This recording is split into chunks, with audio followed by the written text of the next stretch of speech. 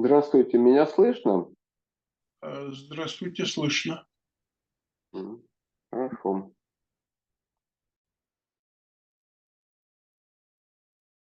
Это так.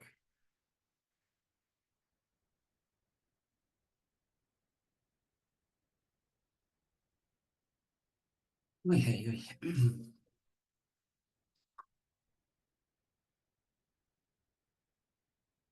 Слышно. Добрый день.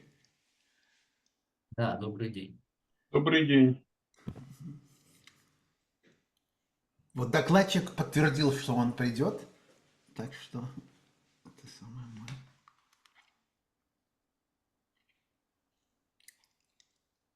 все по плану. Но он же был предупрежден о безграмотности Был.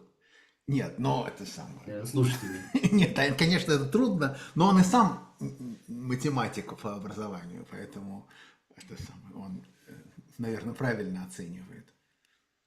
Ну, мог уже забыть. Смотрим. В смысле, физику? Нет. Физику он, наоборот, мог только выучить. Нет. Ну, посмотрим.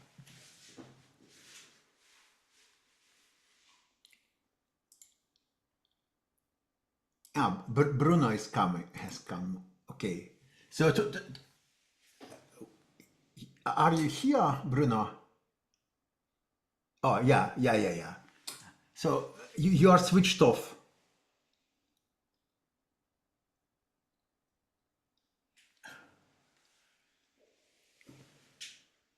He's taking exam. Yeah, but you understand that taking exam means that somebody has to grade you.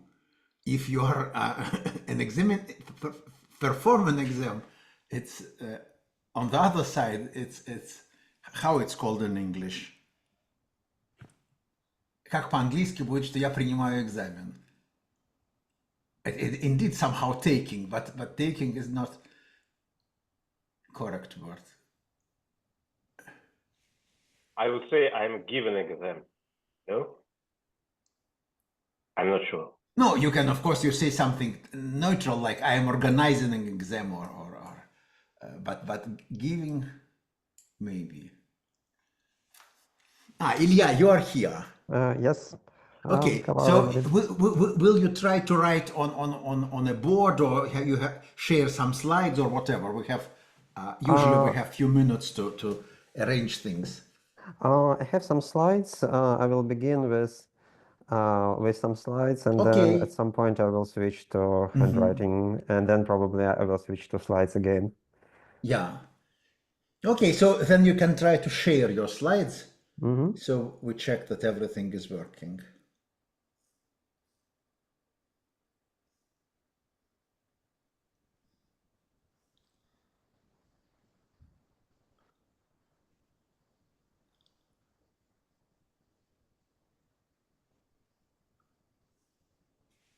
We don't see anything yet. And now? Now we see, yeah. Yeah, good. Yeah, good.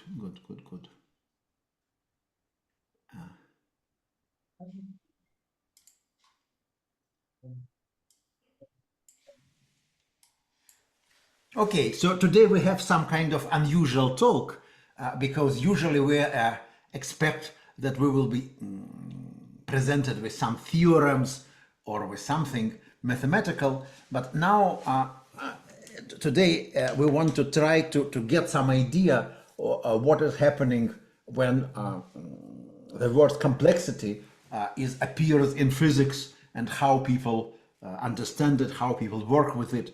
And of course, we are not completely laymen, even more probably in terms of physics. So, and you know this, and so maybe we can still understand something. And you know that complexity it's just a general word in philosophy, something, and has very many different meanings. And our meaning, Kolmogorov complexity or algorithmic information theory complexity, is just very special meaning, which doesn't intend to cover all the other use. And of course, if we speak about complexity, I don't know, in poetry, it will be even more different thing. But still, I guess the using the same word is not just a coincidence. There is something in common in all these cases. And so maybe we can try to understand whether this language, our language, can be somehow useful in some neighborhood of mathematics, or we can try to understand and formalize some other notions and see what is happening. So this is a kind of attempt to make a mutual understanding, even at the most possible degree. Of course, we are happy to advertise our notion and always, but still today our goal is different, to try to understand something from the other side, formal or informal or practical or theoretical or mathematical or whatever. So after this kind of how do you say it in English, conference, I hope that most people came already to our meeting. And so let me introduce Ilya Schurov, who was working in higher school of economics, and then now he's in Netherlands in the group of theory of condensed matter. So very physics name. Please. Yeah. Thank you very much for this kind invitation. It is a kind of a honor for me to be here, and I feel a little bit a kind of double imposter, because I was invited to give a talk about complexity in the theory of condensed matter, but I'm neither specialist in complexity theory in any sense of that word, and nor a physicist, and nor specialist in theory of condensed matter. But luckily we have Michael Castelson at our meeting who can correct all my mistakes about theory of condensed matter. So I have two stories to discuss. I'm not sure that I will fit both stories today. I think I will start rather slowly, and then we will see whether I have time to... No, we can continue in the next year, so no problem. Yeah. Okay, and I want to mention my collaborators with whom I worked here in Niemegen and continue working. And so just one slide about the relation between theory of condensed matter and complexity. And I think this is very well explained by this comics by XKCD, that we start with this reductionist framework, that we want to split everything into tiny simple particles, and then either we observe that they are not simple, and then we start doing some quantum field theory, and this is not what I'm going to tell you about. But another case is that we observe that despite the fact that these simple particles are, in a sense, simple, their collective behavior due to interactions between them can be quite complex. And this is the realm of theory of condensed matter. And this is where complexity and theory of condensed matter have their intersection. And the first story is devoted to the complexity of patterns, and this is an example of that intersection between complexity theory and theory of condensed matter. I said that we can see that interaction of simple particles can produce rather non-trivial behavior, and this is one of the examples. This is an experimental data from some experiment about magnetization. I don't know much about the physics behind it, but what I know that this can be modeled by a rather simple model like Ising model. But the pictures that we see here are rather non-trivial. This is not some simple patterns, but some non-trivial patterns. But maybe even if you don't, it's not important or impossible to explain exactly what it is. But they are just black and white. Are what? They are just two-dimensional surface of some cells which are in two states, or what? Yes, what are these black and white things? yes.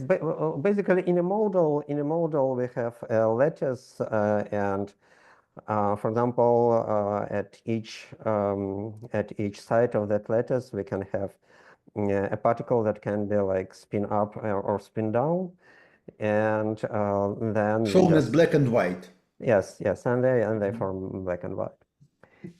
And actually, these kind of patterns are rather universal. You can find them, for example, on a beach where dunes can form a similar pattern, or in leaf nature, for example, in the colors of zebra.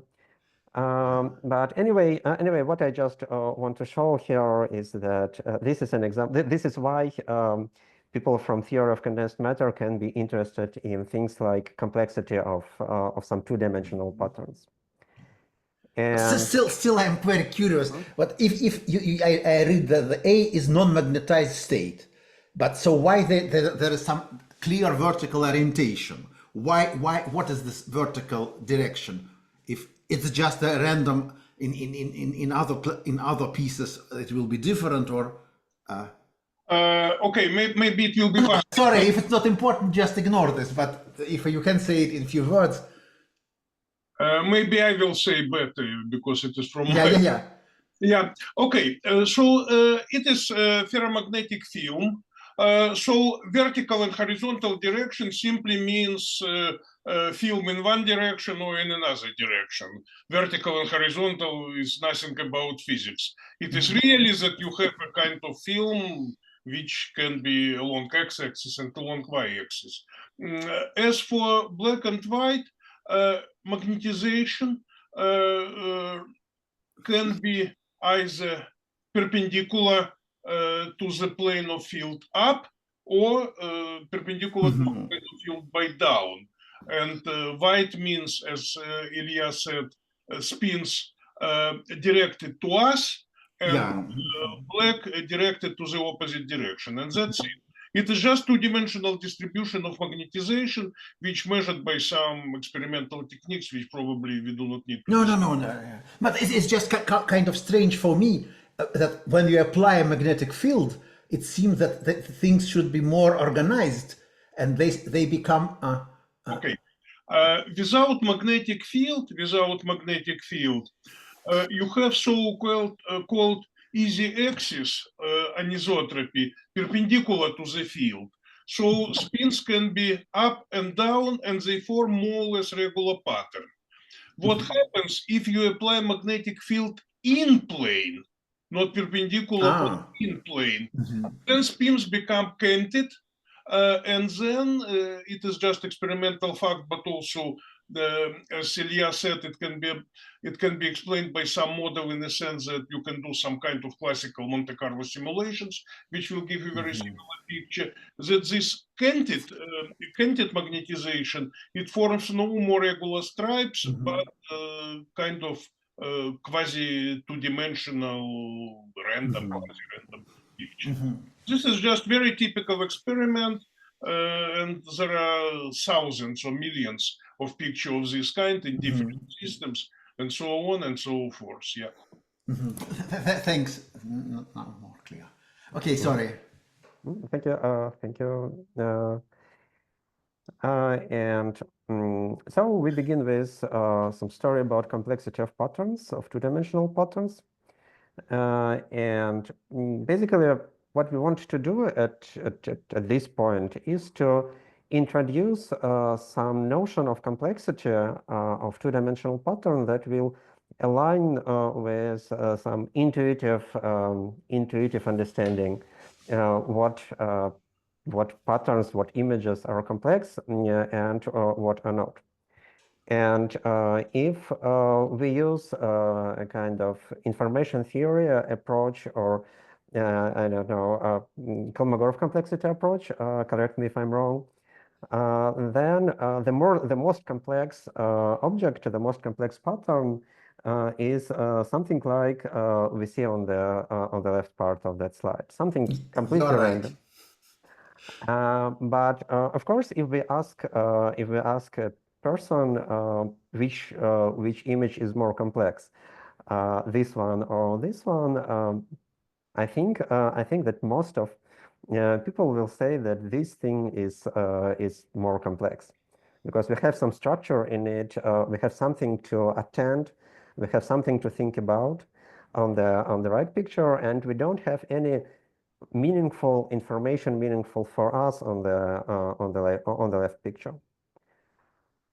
And so we want to formalize somehow this idea of complexity. And basically, we can say that if we just order all patterns by some measure of randomness or measure of order, then we have a picture like this, where fully random pictures are not complex; they're just a noise. And fully ordered systems, so like very symmetrical one, or systems that form like tiling, like a checkerboard pattern, are also does not look like a complex. And on the other hand, what is complex, presumably complex from this common sense approach, is something that is similar to life, to some patterns that we see in some cells or something like that. So this is what we want to formalize. I'm sorry, maybe just a short question. I'm not at all specialist in Kolmogorov complexity, but perhaps my common sense is a bit perverted by Kolmogorov complexity. So I just wonder how it's important, say, where to put infinity and zero. Would it be your story really very different if we're saying that this white noise is rather infinitely complex rather than zero complex? Would it? How much is important? No. In terms of Kolmogorov complexity, white noise is infinitely complex if we consider with infinite precision. Yes, that's what I mean. Yeah. And what is said that the objects which are people considered as meaningful or interesting, somehow they are not in between, neither very simple and nor not random. Right. I just, my question is how much different, how much important this intuition is. I mean, how much different, say, is the theory of complexity if we take this or that intuitive decision to count? Yes. I think yes. I think yes. I think this is important for us. We don't want to treat this white noise image as complex. Okay. So one thing that is also seems to be important is hierarchical or multi-scale nature of complexity. Here we especially use insight from the structure of living nature from biology.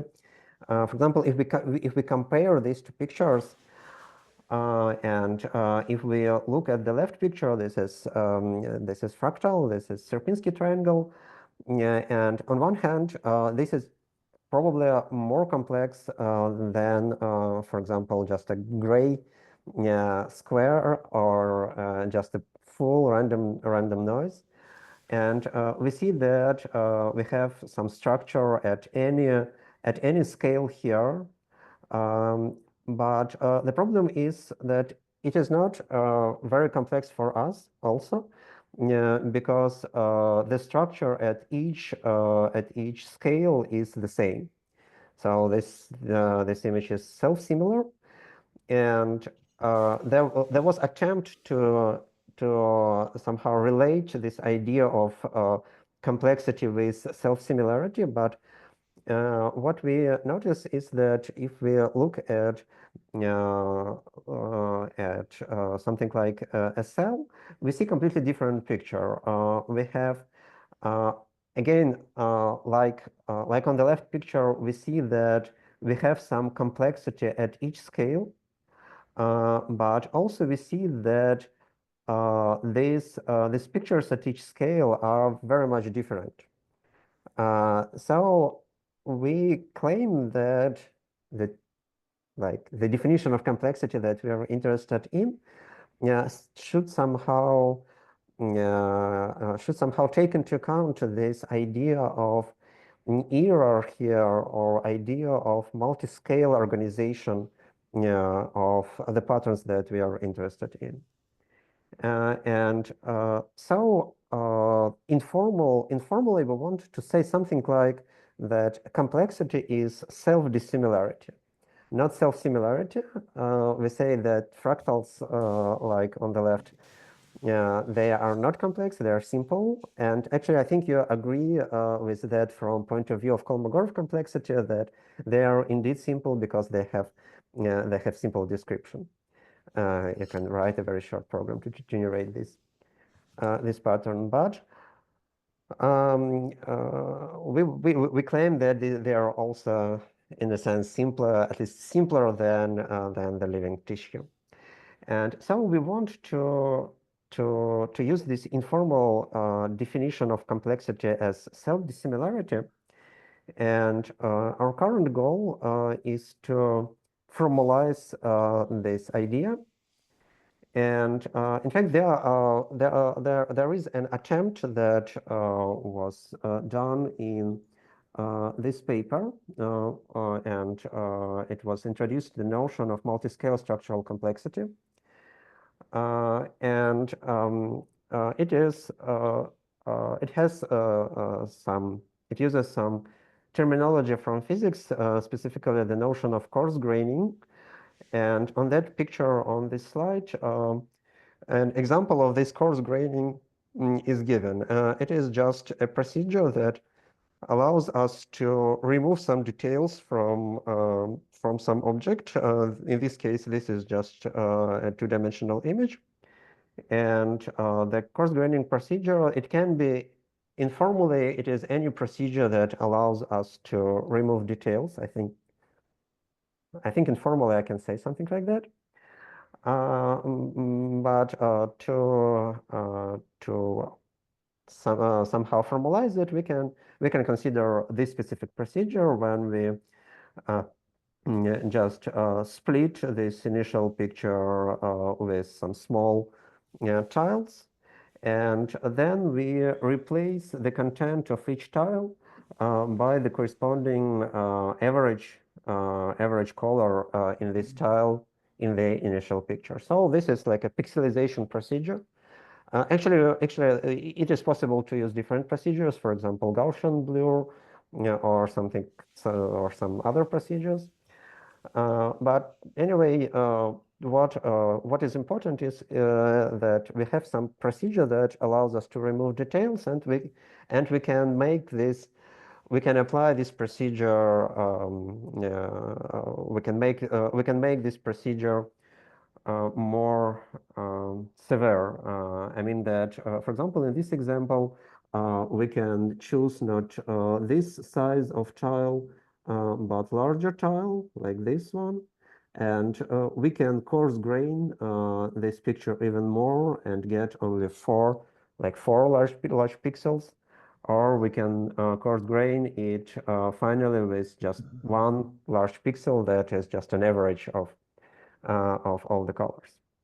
Yeah, that's clear. So it's like the picture editor does when we change the resolution. Exactly. Yeah. Exactly. Yes. And now we use this procedure to actually formalize this idea of self-dissimilarity. Now I will start writing something. I would say that at least in my opinion, the notion that we will develop in this way is not satisfactory. Why, I will explain later, but now I just want to stress that it is an attempt, and I do not claim that it is a successful one. No, I guess also that there is no idea to get one universal successful definition. We just many try different attempts, and they reflect something, and it's interesting to compare them and so on. Yes, absolutely. So, okay, let me just use creating the document. So we have that. We have our initial picture. I will draw something small, but of course this can be generalized to more general case immediately. I would denote on the slide. It was the picture was color, but I would just say that I will consider grayscale image. And so I denote this picture as X naught, and I say that I encode it as just a matrix vectors of size n times n. For simplicity, let us assume that n is a power of 2, because I will coarse grain this image by basically reducing resolution twice every time at every step of coarse graining. So I want my initial resolution to be a power of 2. And then we have x1 and so on. And here we have xm. And xk is like k-step coarse graining. Which is just averaging. Yes. In this, basically, you can think averaging. Okay. Coarse graining of x0. And then the idea is the following, the initial idea, that, okay, we say that complexity is self-dissimilarity. So we have just to compare the images that are obtained with this coarse graining procedure with different number of steps. And basically each coarse graining just removes some details at some scale, at some special scale. So what we will obtain is some information about the complexity at a specific scale. So we say that complexity at scale k, we can just choose some arbitrary metrics in the space of these images. I will use just L2 norm, and I will say that it is, for example, something like that. And this is CK. And now if we want to construct a full complexity of the image, okay, we will just sum up all the complexities at all scales like that. And this is our notion of multi-scale structural complexity. But now when you take the norm so at each level you have less and less points. So I will you take upscale. averaging or how it's normalized. Yes, I will just I will do averaging and then I do upscaling. So all images are upscaled to the original size.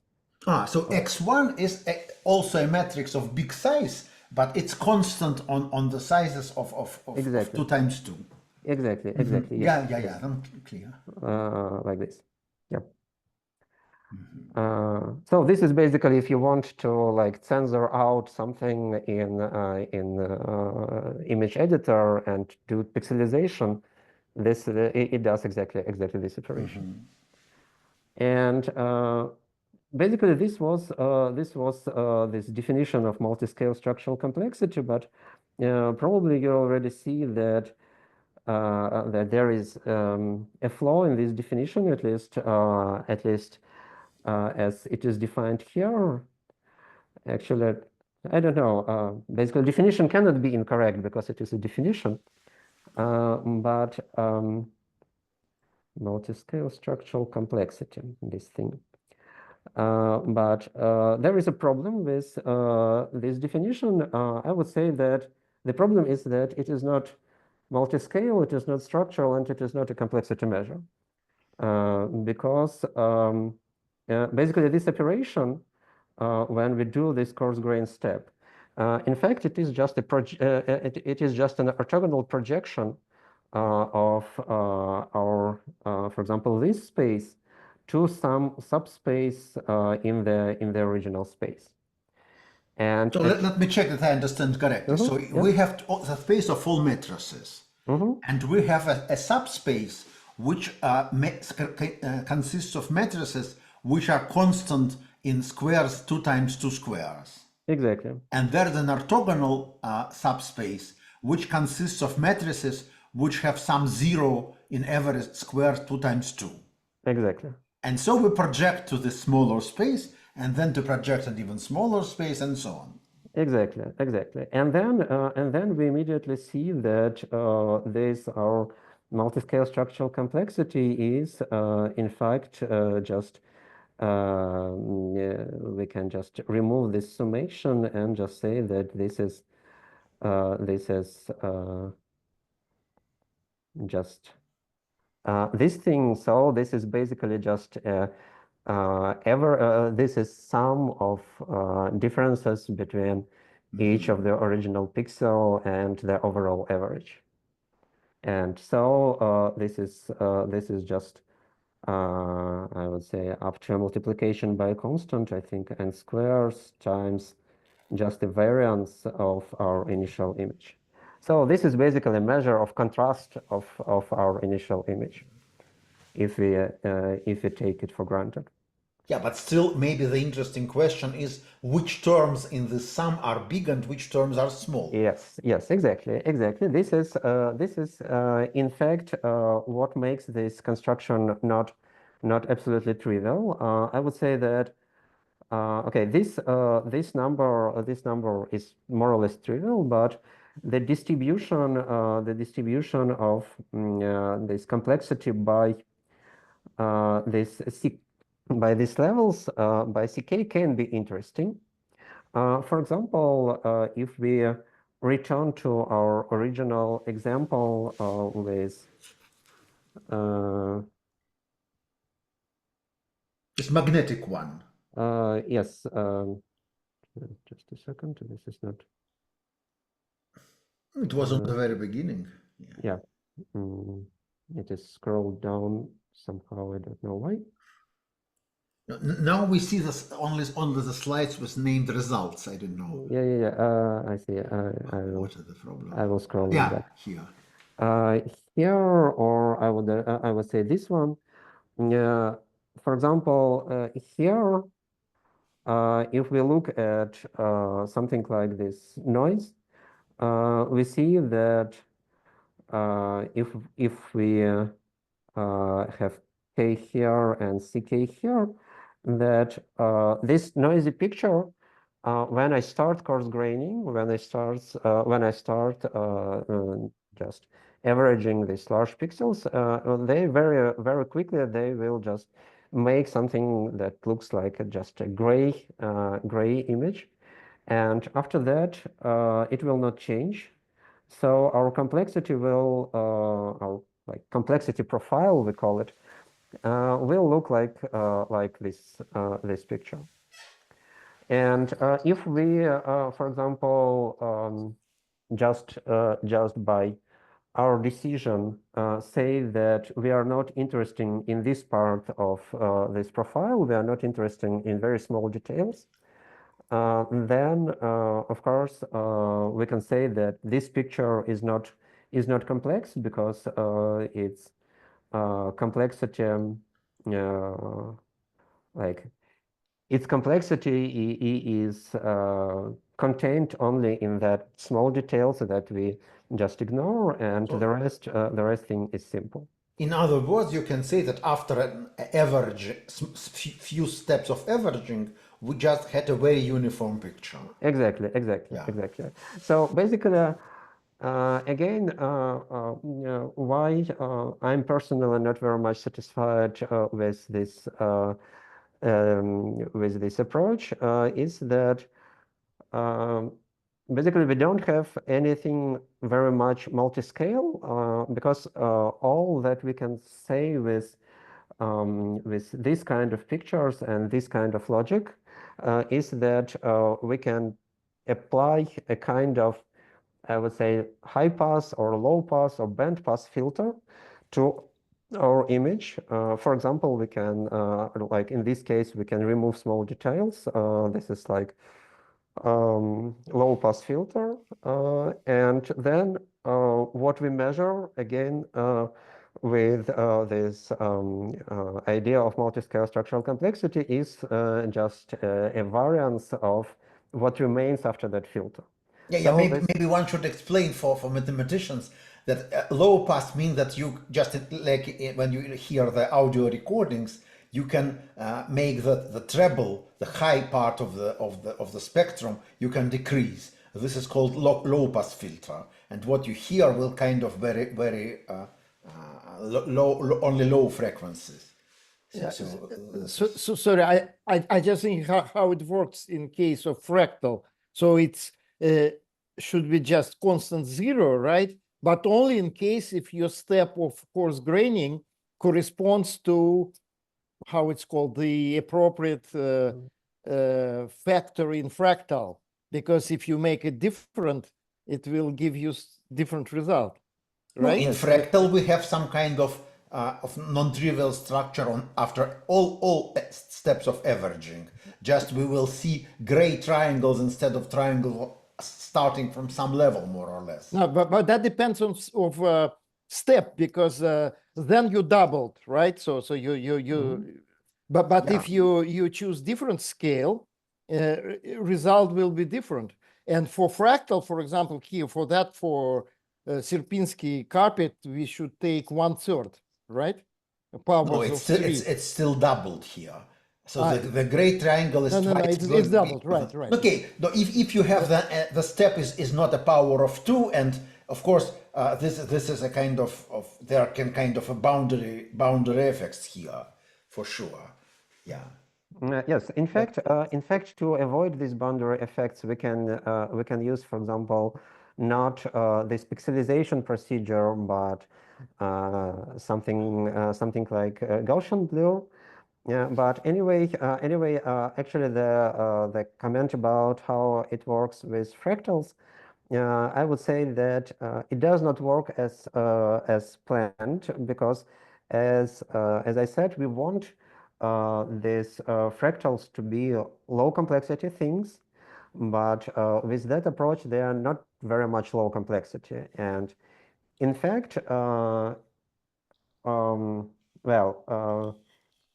I would say that these pictures will have some. I do not remember exactly. I think probably this kind of profile.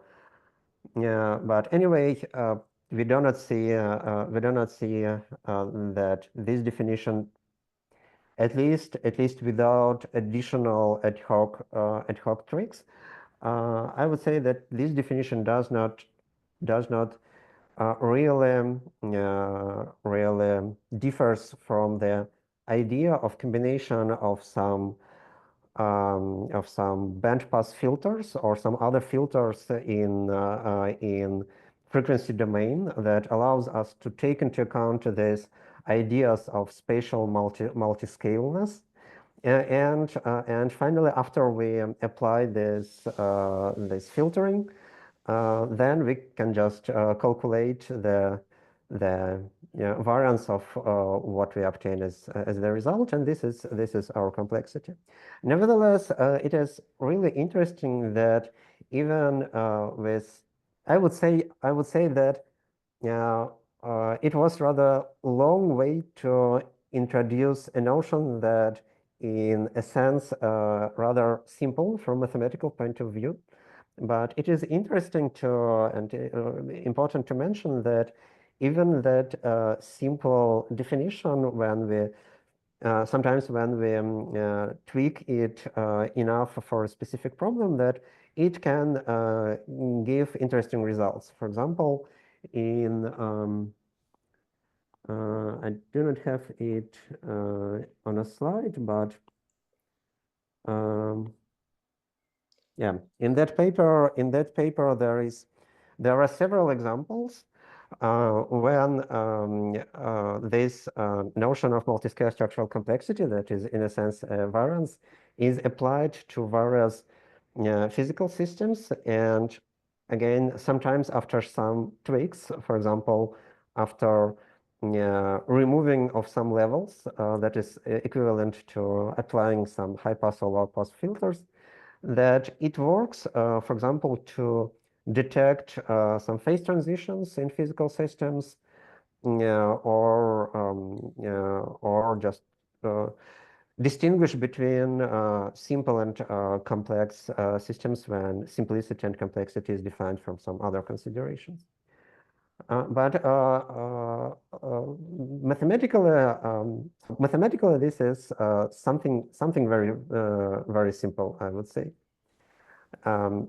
And we have, my colleagues have some works, for example, when they apply the same methodology, more like analysis of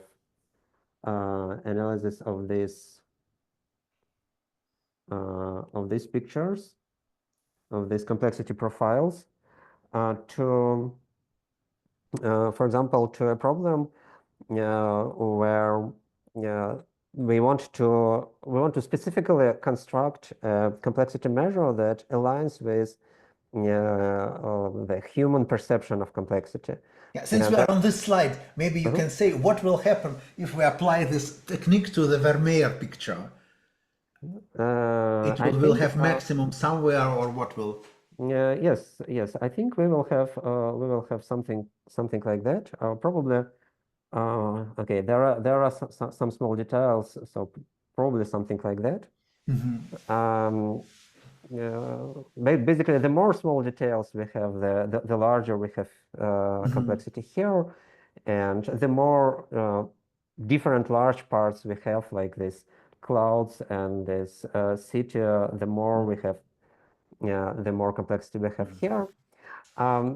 Basically, one of our hypotheses was, when we started discussing these things, is that probably people perceive as more complex images where complexity is more or less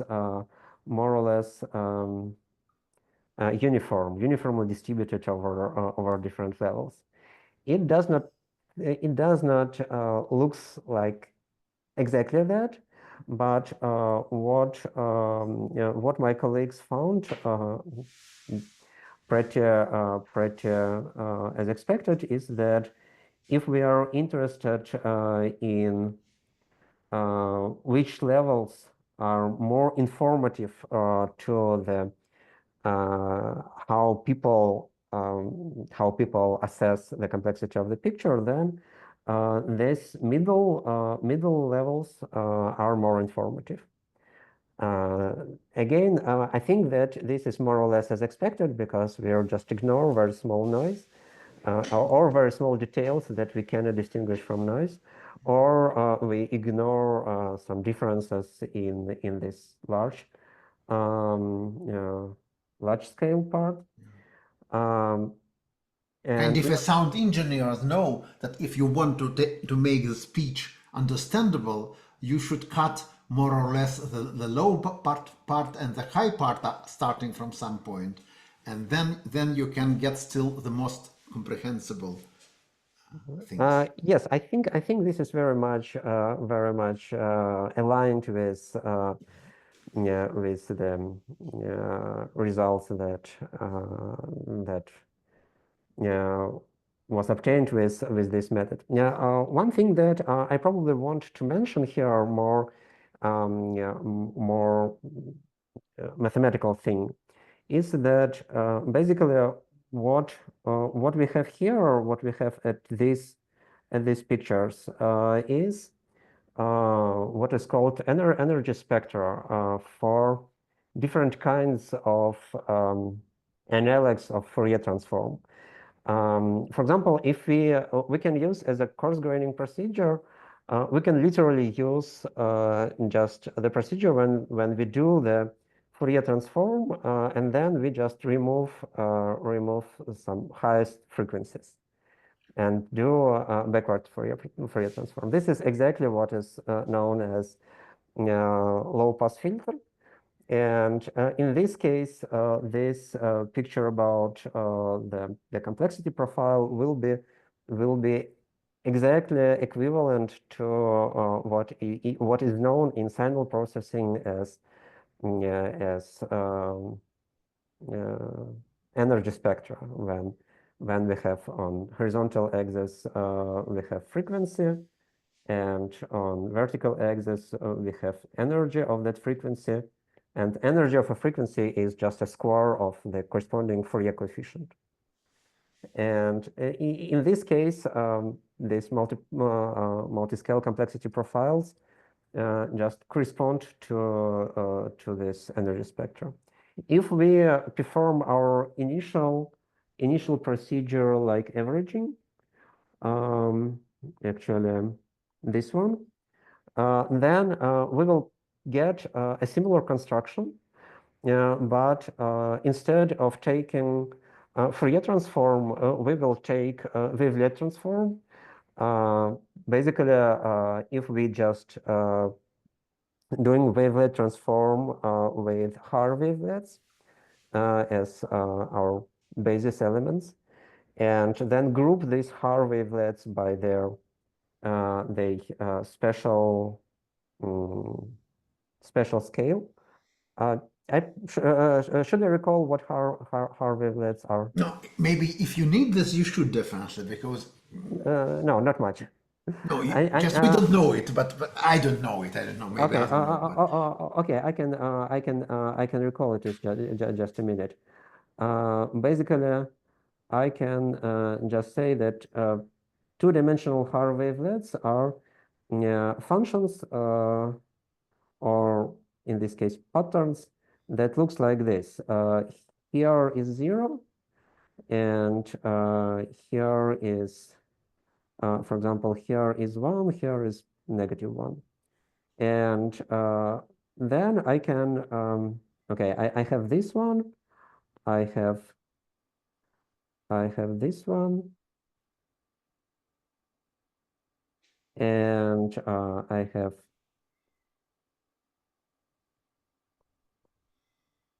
I think I have this one.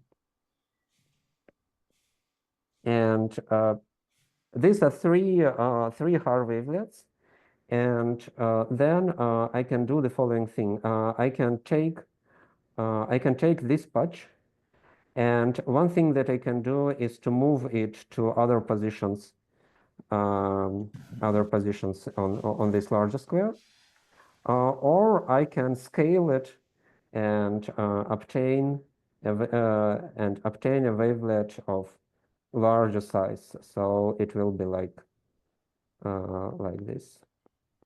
So for example, it will be 1, 1, 1, 1, 1, 1, 1, 1, minus 1, something like this. Yeah. And this collection of wavelets that obtained by these two procedures, rescaling and moving, they form after some normalization, they form orthonormal bases in the corresponding space of the initial matrices. And which is consistent with this averaging thing. You just project along some basic vectors to some other basic vectors, yeah? Yes, and in fact, averaging is, for example, to average over this thing. So if I want to know what is the color of this part, I just have to do this wavelet transform. So to use these things as my basis, and then just find sum of squares of the coefficients of these three.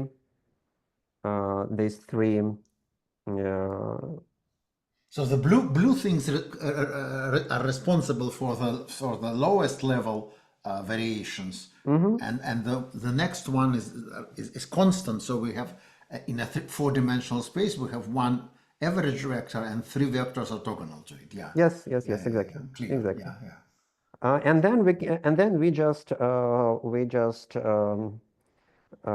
collect this wavelet, these wavelets. We just collect them by their spatial size. For example, these are wavelets of size 2, and this is wavelet of size 3.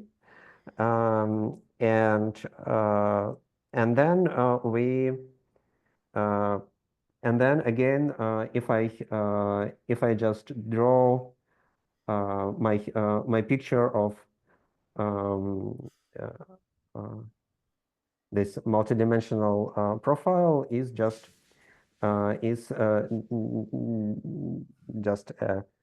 the same thing as energy spectrum, but for this wavelets. So here this will be a sum of squares of coefficients of wavelets of each group. Yes, of scale k. So basically, I would say that we, in a sense, rediscovered some methods from maybe signal processing, because this wavelet ideas, they came from this signal processing, but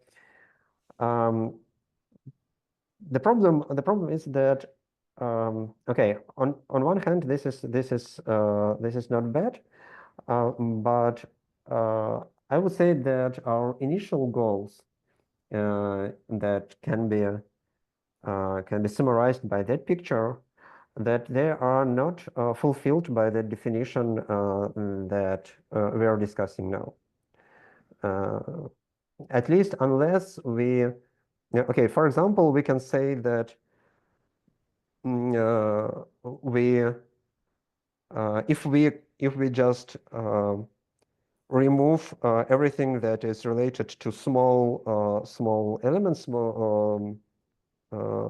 large frequencies, then of course we can make our system that is purely random to have small complexity. So we can do it, but in this case it is not done by why I'm personally not very happy with that is that this is done more or less by our decision, and it is not like a consequence of some good design of the definition itself. This is just we use brute force just to, for example, remove noise by averaging, and we know that noise will be removed by that averaging, but this looks like we just did it manually and not because we choose a wise and nice definition of that complexity. And basically, I think that this is what I wanted to tell about that part of the story. I don't know, maybe my colleagues want to add something. No, I have some question. Maybe you can Yes, say sure. something more specific. So just quite cynically, if we have a definition, we just either should have some theorem to prove about it, or to some experiment to check that this definition works. And do we have here some theorems or some non-trivial theorems or some plans for experimental question? We can check some conjecture with this, or what? How can we develop this? Actually, for this this initial definition of multiscale structural complexity, we already have a lot of work that is including real wet experimental work. Specifically in that paper that I mentioned here, in the initial paper, there are experiments. I don't know. Probably I can open that paper and show some. No, just maybe you can say how the experiment looks like. Probably we cannot understand the physics detail, but just what we are doing, what we are. Yes, I will open that paper and show you one picture that I can comprehend, and I think this is... Okay. Let's. So just a second. This is.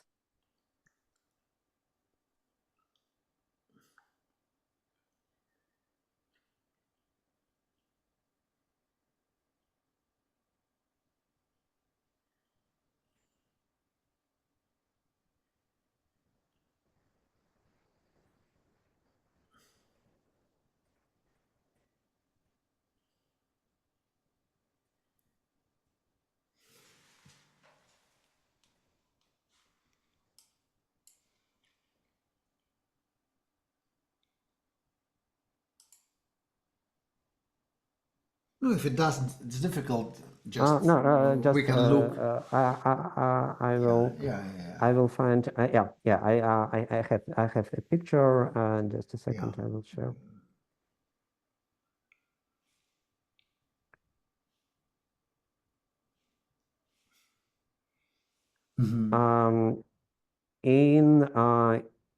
In this experiment, this is actually a wet experiment.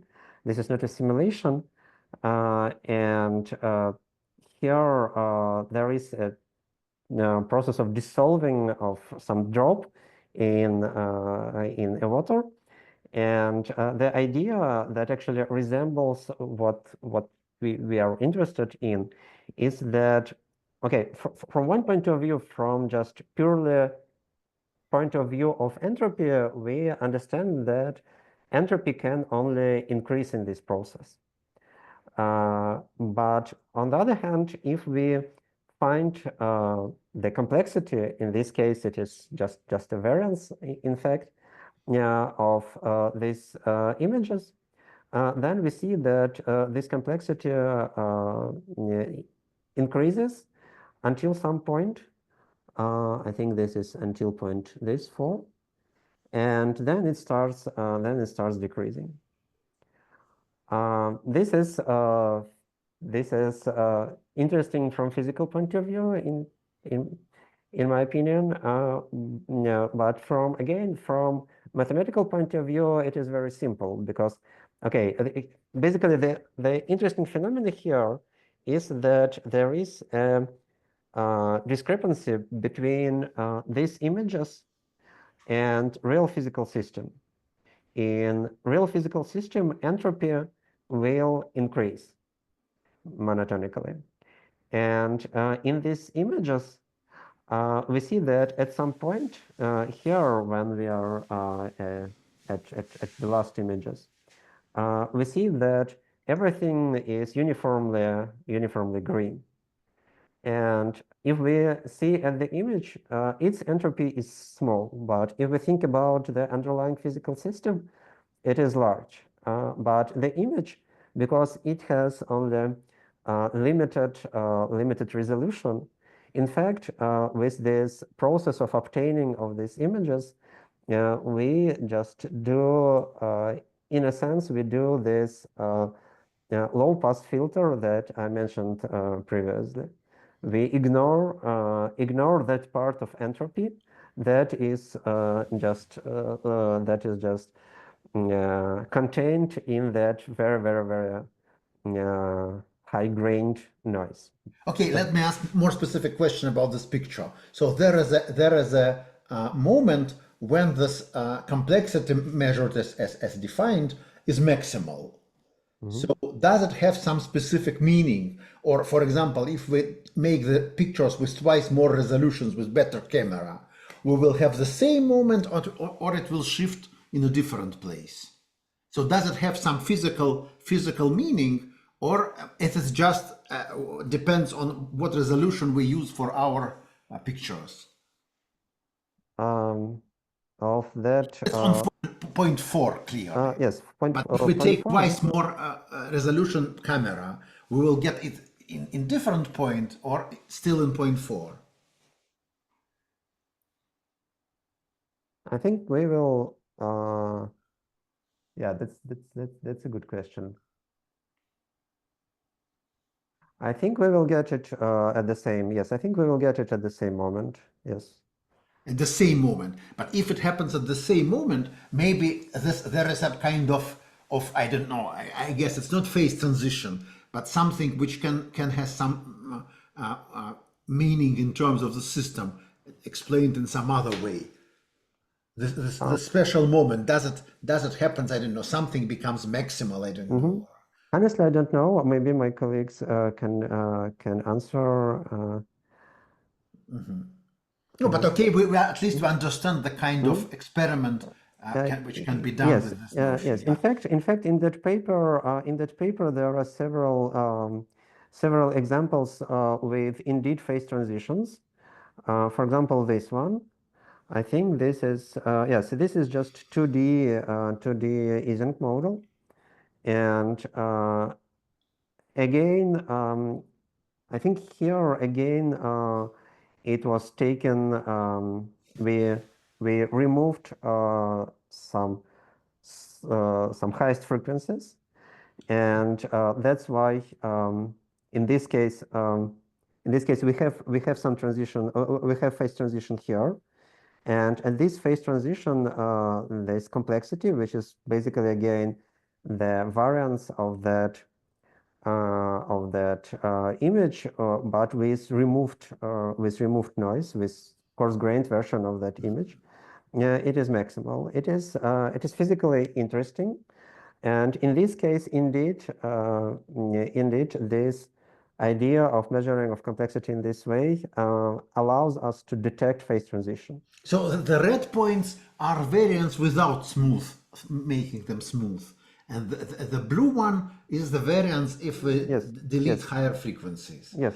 And the picture on the right side is not a uniform color, but if you see more clearly, you have some mixture of two colors. Yeah. Yes, exactly.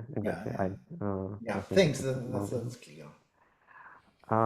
So again, I think that it is interesting that these simple methods allows to detect this these physically relevant properties, so these physically relevant phase transitions.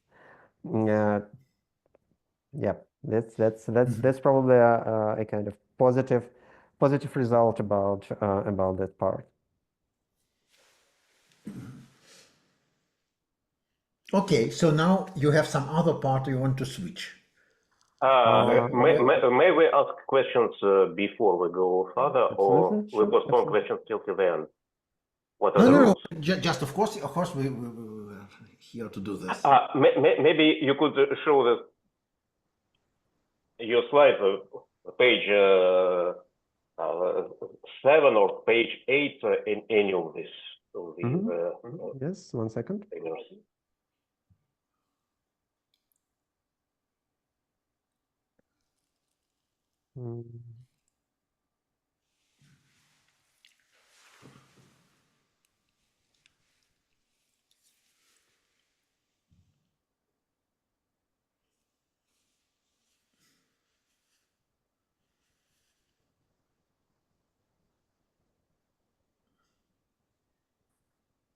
Yeah. I must confess in advance that it is not very formal, not very mathematical questions. First of all, I have seen similar pictures like this and something similar to what you've shown on the next page, I think, from people working somehow around Kolmogorov complexity when they talk about things like logical depth or computational depth or sophistication. And the formal definitions could be different, but in general, people say something like that. It might be interesting to measure the shortest description of a picture of an object without any bounds for the computational resources, and with somehow restricted resources for time or for space, just for computational resources required to produce such a picture. And the usual, again, the formal definition can be different, but the informal idea is as follows. For some pictures, there is no difference whether we restrict the resources or not. It could be complex in both cases, or it may be simple also in both cases. Then they say that it is shallow and somehow not interesting. In some cases, when we restrict the resources, the picture might look random or chaotic. When we allow more resources, we can capture the regularity, and then the complexity dramatically reduces. And then the object is deep. And people somehow study different versions of different formal versions of this idea.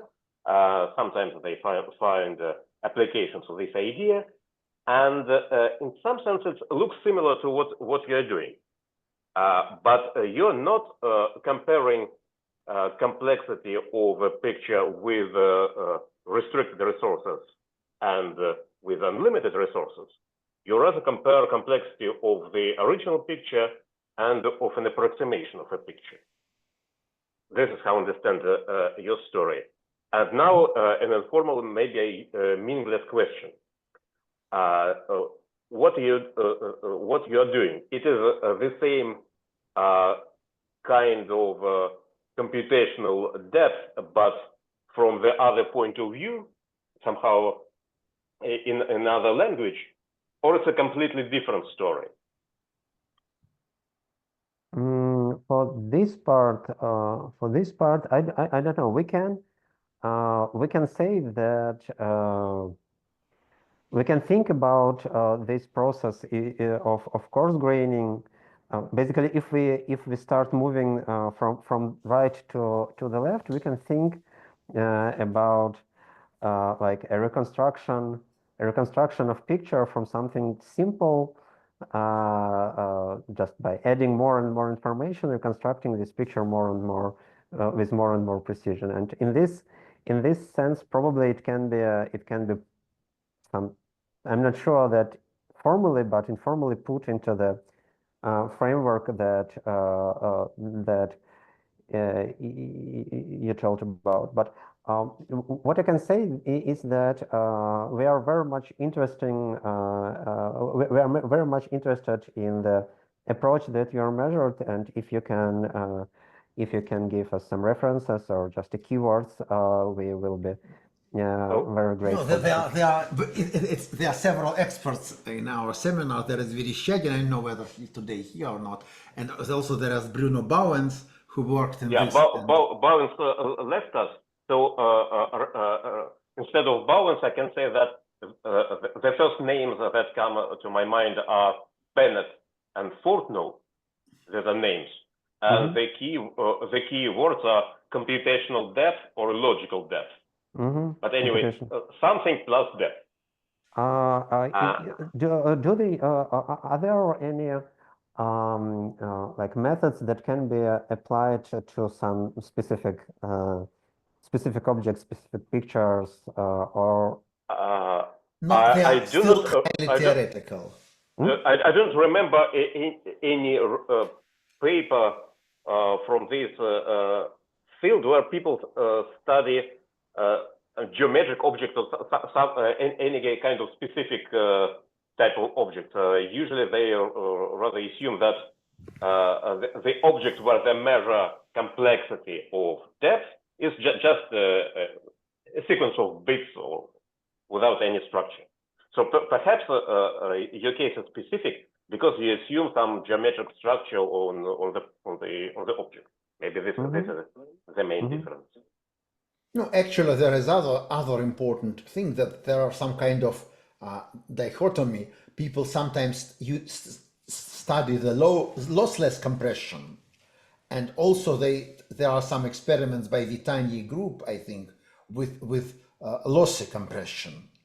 And I guess that this kind of complexity with this coarse graining, it may also have kind of intuitive relation to lossy compression.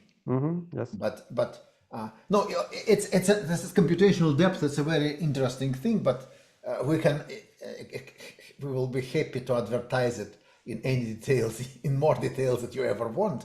but it's another story. I suppose that at least when Fortnow and his co-authors they studied this computational depth, they used it as a technical tool to prove some results in computational complexity, not to study some physical reality or some biological life. But of course, it might be that in some sense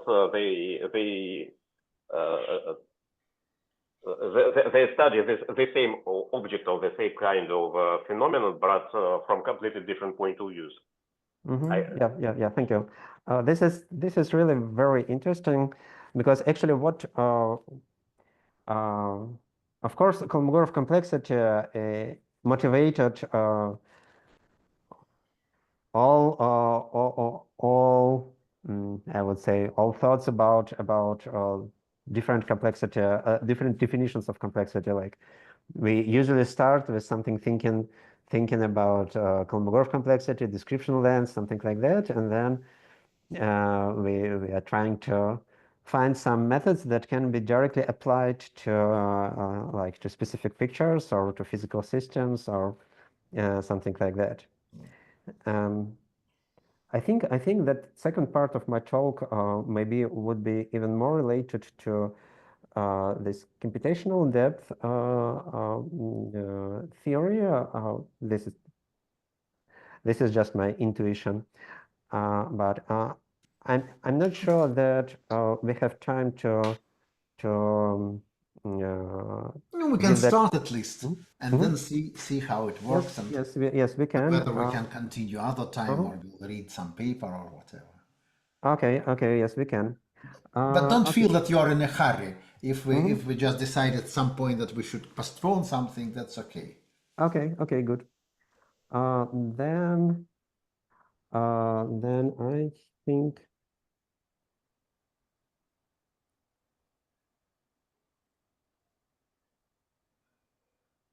Okay, I think I can continue here. My second part would be devoted to the complexity of so-called sign structures. Just a second. We can go to the second part if there are no more questions about the first part. So if there are any questions. Okay, then probably we can go on. If I can just a short question, I don't know. Could you also define like continuous version? I mean, replace this sum, say, with an integral, if it makes sense. Just Fourier transform. We can. It'll be Yes. you just get Fourier transform, right? Yes, or Gaussian blur. You can do Gaussian blur with different variants of your Gaussian kernel and get continuous. I mean, continuous change, continuous scaling, right? So we understand correctly. No, in Fourier transform, you have a full-filled spectrum in 2 dimensions, and then you can measure the density, how the energy is distributed in different part of the spectrum. So you kind of have the same kind of energy. All the variance is also kind of classified according to frequencies in a very continuous and natural way. So I guess it should be more or less. Yeah, but then the question whether it behaves, say, properly. So you really, how say, there is this continuous limit for the sums. There is no kind of. Yes, I think so. Okay. I think so. Okay, thanks. Okay, other questions about first part? Okay, then let us discuss a little bit the second part. This is related to, this is called complexity of sign structures, and in contrast with the previous part, it is related not to classical systems but to quantum systems.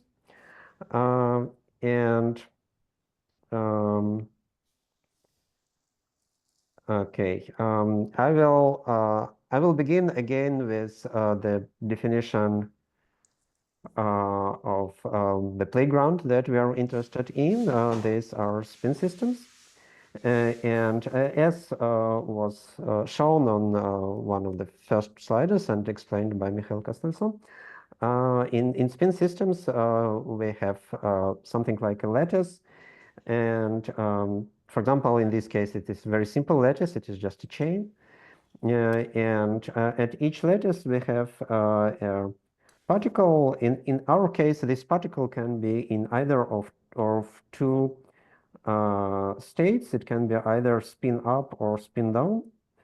And so we have something like that. So in classical systems, this spin configuration is just a state of our system. So we can think that we have like a small magnets that can be aligned up or down, and this is the state of the system. And for example, it is a classical Ising model, and in Ising model we have some energy that is given by this equation here. This sigma I and sigma j are just encoded states. They are encoded either with +1 or -1, depending on whether the corresponding particle points upward or downward. And here summation over pairs connected with a bond.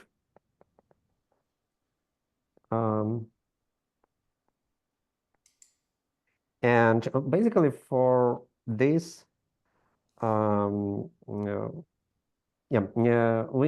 can be interested specifically in the case where all j's, for example, positive or negative, and we're mostly interested in cases where they are all negative. This is antiferromagnetic case.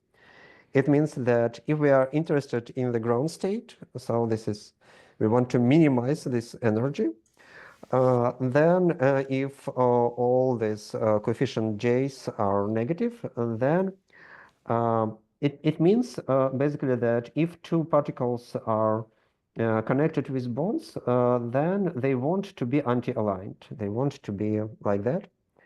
And it means that, for example, for this specific lattice, the ground state is just one of these two antiferromagnetic patterns, just a up, And down, these up, down. coefficients J, I, J, they are only for neighbor I and J, or for long distance interaction also. You can you can say that for long distance interactions they are zero. This is the same thing as to say that we have summation here only for bonds. And in this case, I would say that this system is very simple, but an interesting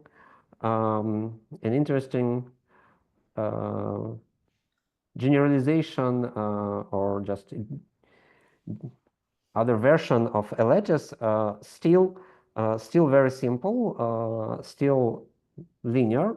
But if I just add this second nearest neighbor bonds, like this one, then this, and for example, if I say that we have J here, for example, J1 here for nearest neighbor bonds and J2 for second nearest neighbor bonds, then we have a phenomenon that is called frustration. It means that we have, for example, again, if we have antiferromagnetic system, it means that if I choose, for example, these two things, then they want to be anti-aligned. Then the next one also wants to be anti-aligned. But then we have a problem with this bond, because this bond again wants these two particles to be anti-aligned. And due to this triangle structure, we cannot satisfy all these objectives.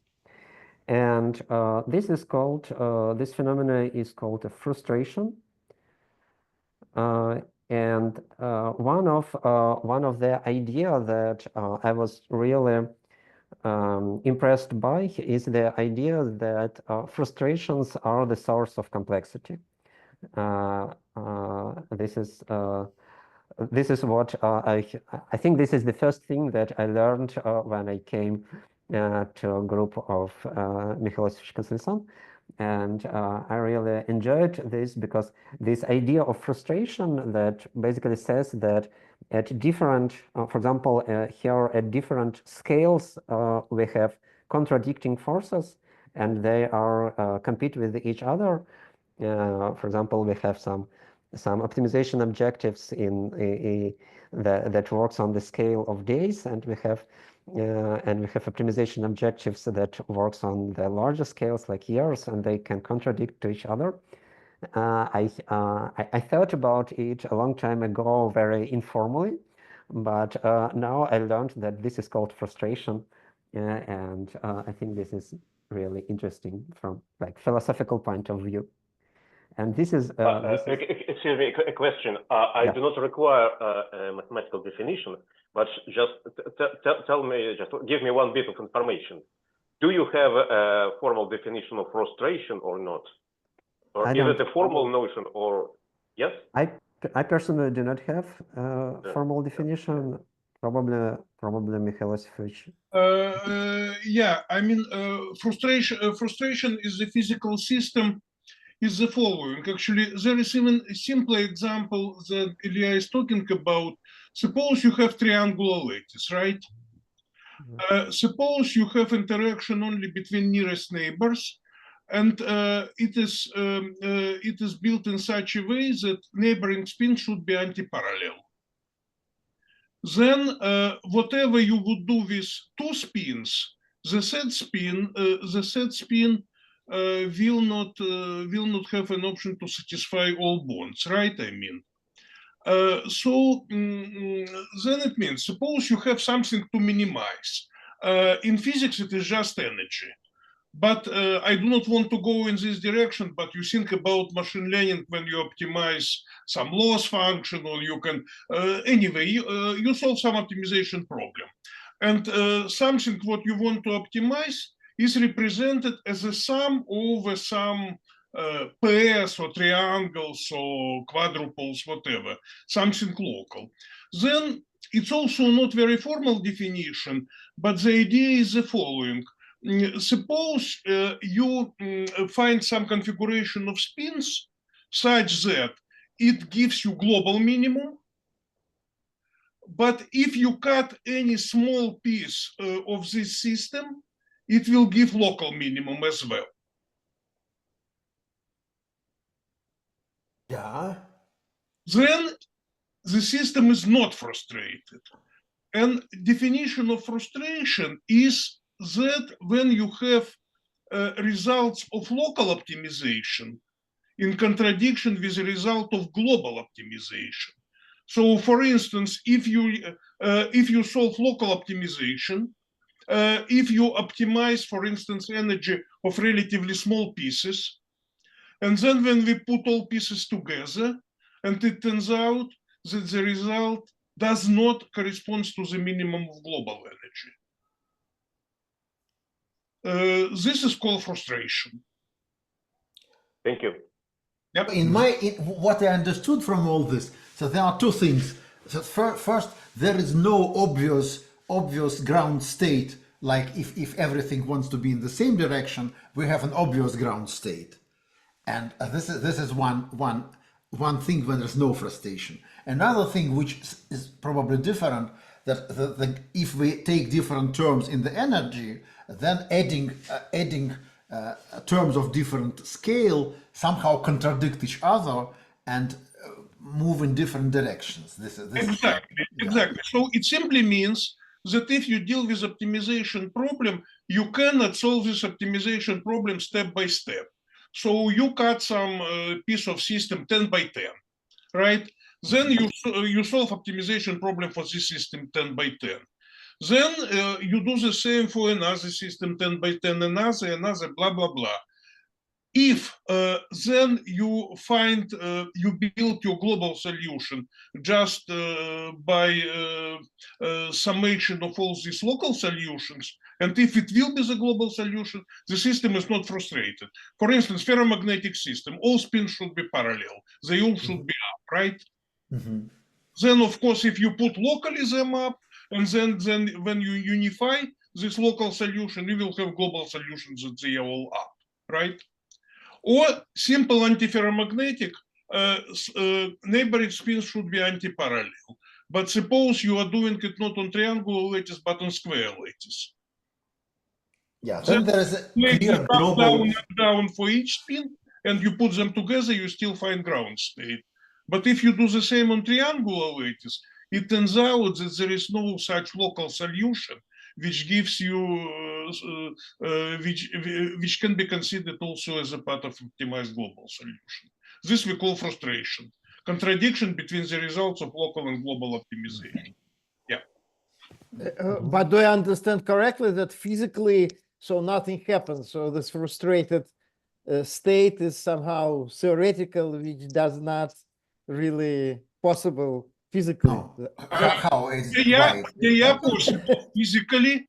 They are possible physically, Okay. and they are related with a lot of interesting physical phenomena. For instance, you have so-called spin glasses.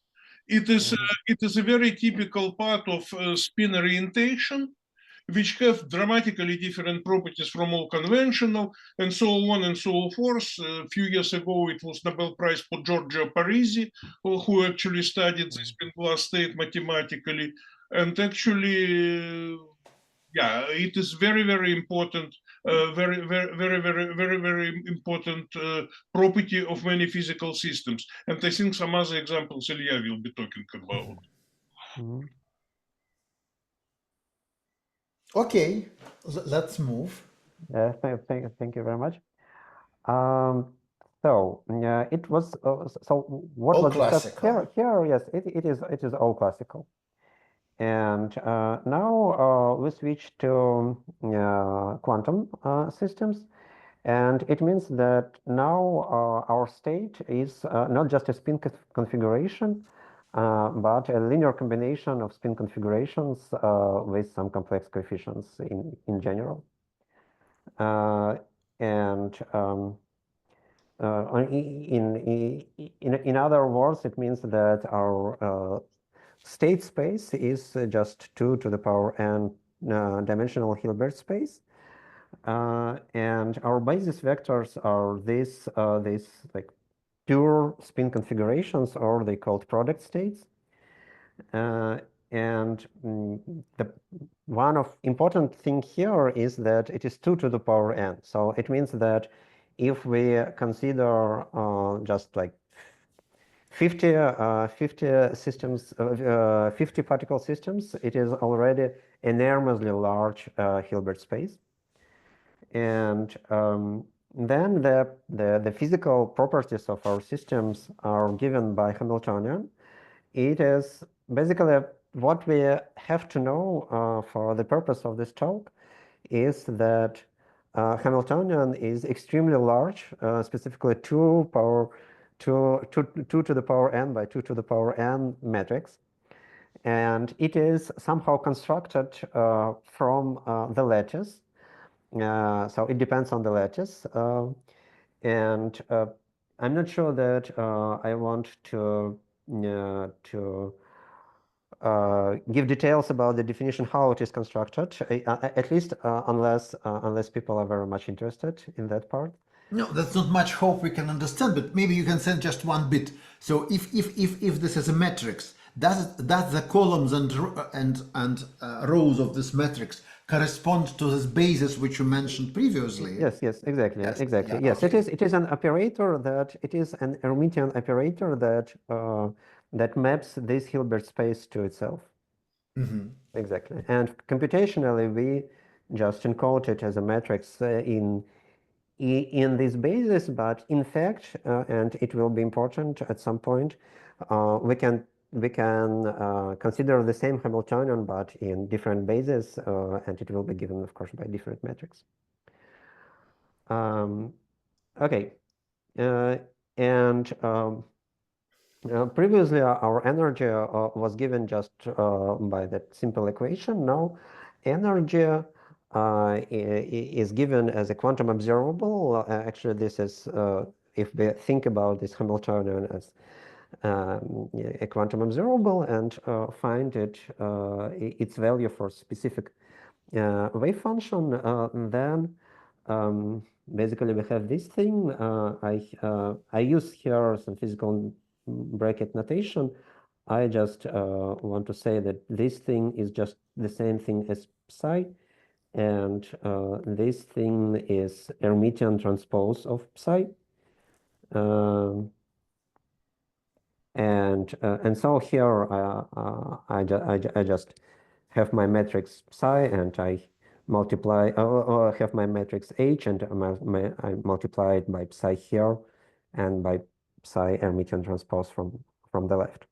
And this So is energy is a real valued function on states. Yes, exactly. And of course, here to make this formula correct, I have to demand that the norm of my wave function is 1. So basically, the states are not vectors, but they are more like directions in this.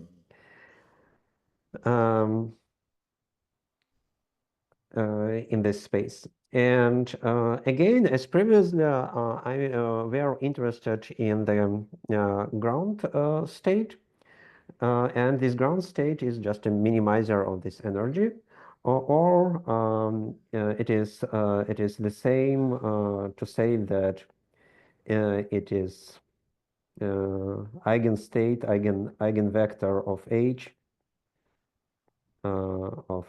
with the smallest Eigenvalue. eigenvalue. Yeah. So this is what we are interested in.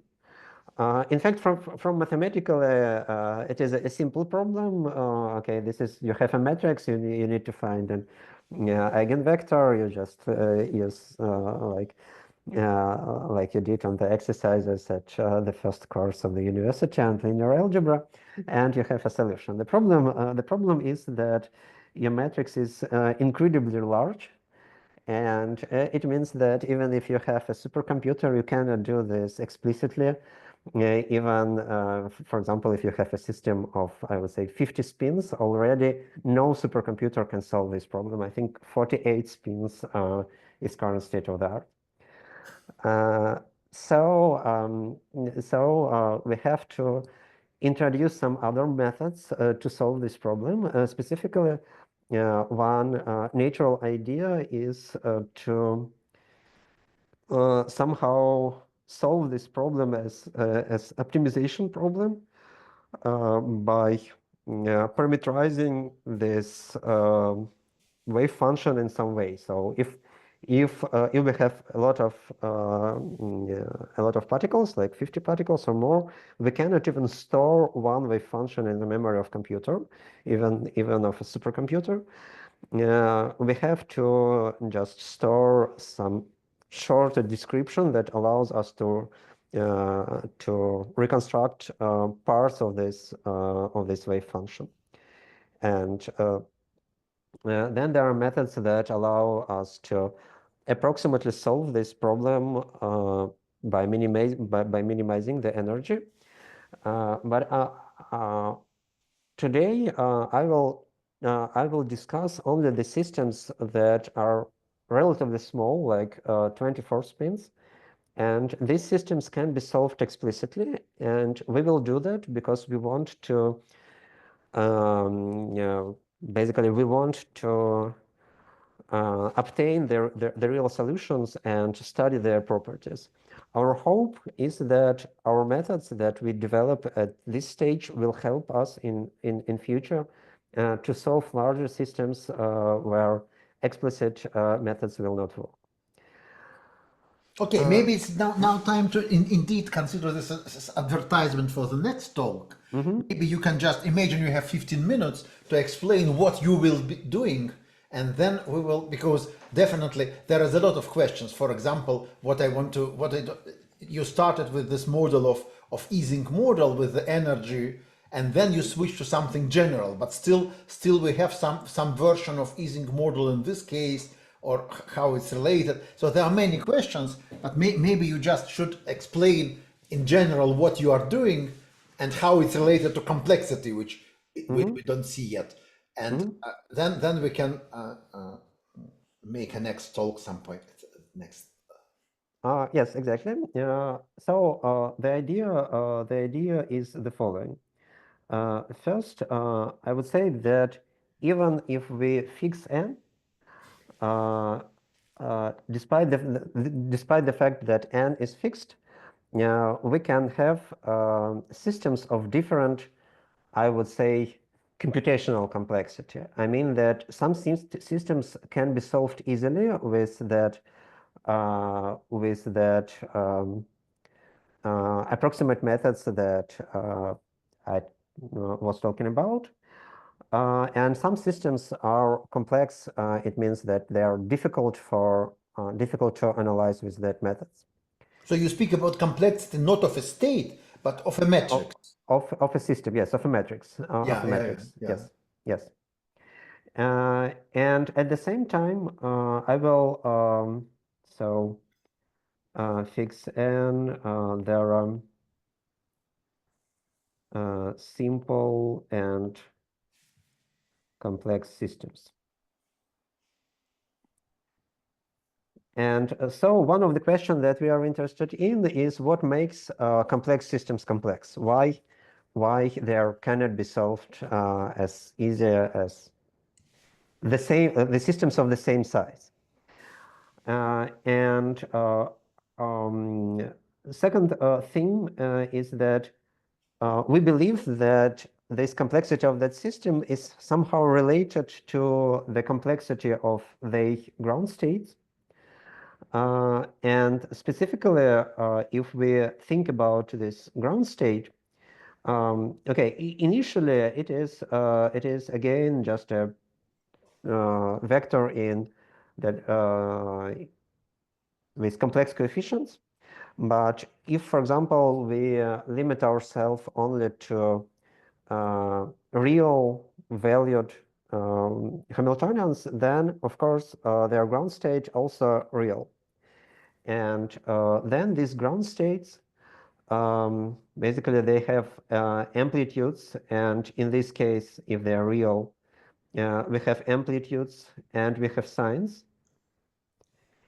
And if we have signs, we have some I would say, discrete structure that is part of the description of this ground state. And amplitudes is something more or less understandable in a sense. We have some physical interpretation of amplitudes. Signs are a bit more mysterious. And from mathematical point of view, what is a sign structure? It is Boolean function. Yes, it is Boolean function. It is just a mapping from spin configurations, which are just elements of Boolean hypercube to signs.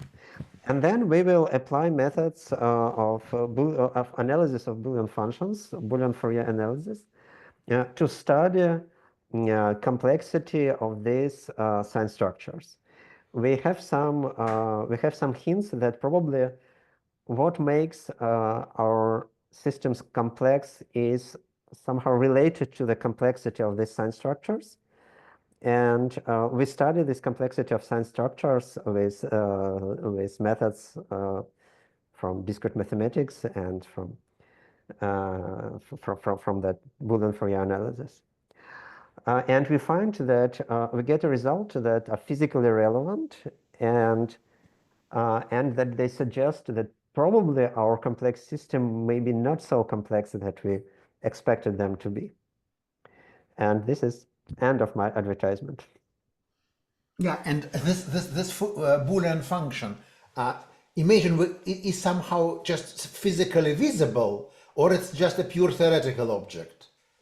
So can we make an experiment to compute this Boolean function somehow, to check its value somewhere, or it's something purely theoretical? That's a good question. I think no. I think it is very difficult. I'm not sure for granted. Again, I will ask for help, but I think that it is very difficult to just measure one sign here. Yeah. Okay, and this Boolean complexity is indeed a huge field in complexity theory. And for example, last two seminars, we have a lower bound for communication complexity using just the Fourier transform of something, some metrics related to this communication metrics. So indeed, there are tools. What you are doing is probably somehow related with what people are doing. I am not an expert here at all, but there are many people working in this field.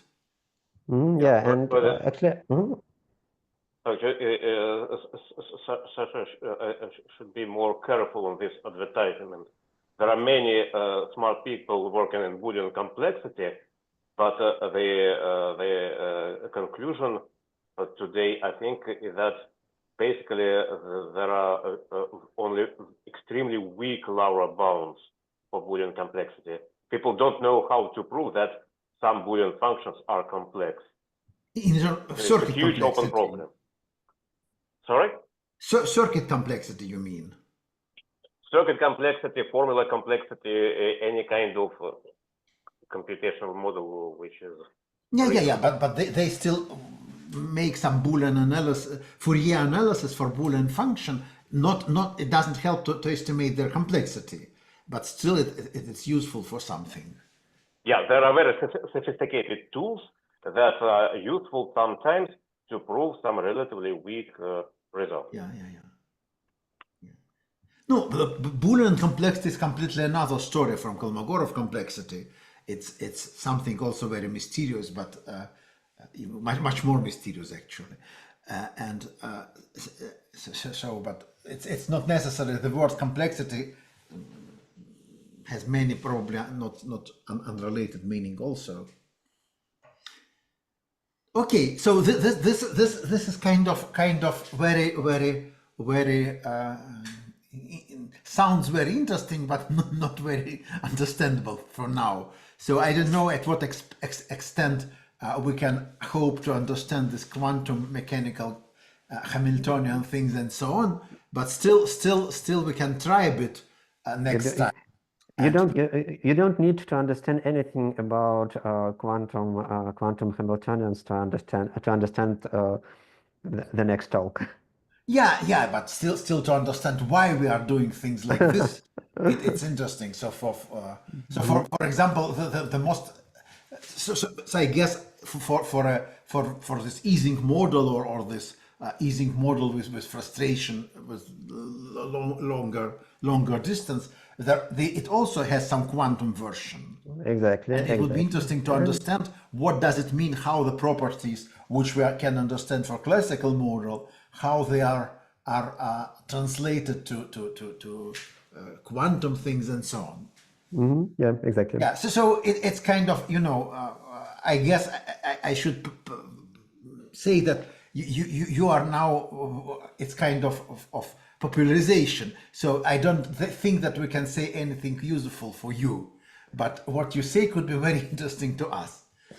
And on the other hand, if you want to hear about what is logical depth or computational depth or two-part description of Kolmogorov and Vitanje and so on, this I don't know whether it can be helpful for you, but if you need some information about this, we were more than happy to advertise it, to explain it in more detail that you want.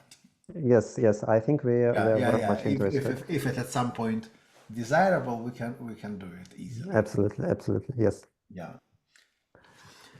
Okay, so then thank you very much for the talk. As usually, if nobody objects, we will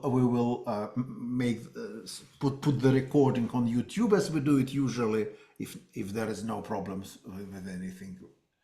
And no problem. then we continue probably at some point in the next semester after the winter break and so on.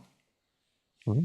Yeah. Okay, so thank you very much, and I hope you will come again to evangelize us a bit more next time and see how it works and what we can do in return useful for you.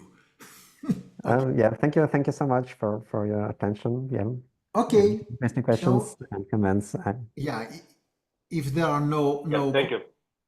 No other questions, we should then say goodbye for the winter and bon fête, as they say in France, and bon fin d'année and Merry Christmas or So it's nice time. Okay, thanks. Bye. Thank you.